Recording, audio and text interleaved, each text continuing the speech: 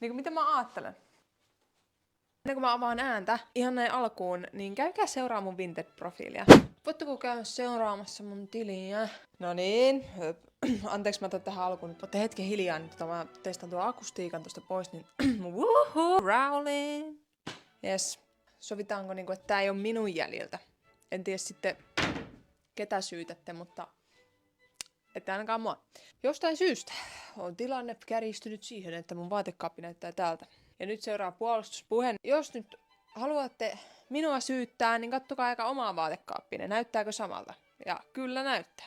Mä haluan kaikesta turhasta tekstiilistä eroon. Ja mä laitan ne myyntiin Vintediin. Ottakaa tää esimerkki. Siis mulla on tää upea haalari. Se on kaikin puolin niinku kaikki. Tää on ihan täydellinen. Mut sit kun mä laitan tän päälle, niin tää on kun mä olisin 1100-luvulla ja mulla olisi pantaloonsit jalassa. Ja olisin lähdössä hevoskärryillä pellolle. Eihän tää nyt ole mitenkään mahdollista, että mä niin missään kohtaa, kun mä tulisin tätä vielä käyttää, niin olisin 5 senttiä lyhempi. Mut joo, siis mä käyn nämä kaikki mun vaatteet läpi. Aloitetaan. Nää on niin hienot. Tää lähtee kans. Mä ostin liivin. Ei myyntiin. En mä saa mitään täältä myytyä. Ei myyntiin. Tää body lähtee nyt myyntiin. Mut tää lähtee myyntiin. Tää kyllä varmaan lähtee myyntiin. Tää korsetti lähtee myyntiin.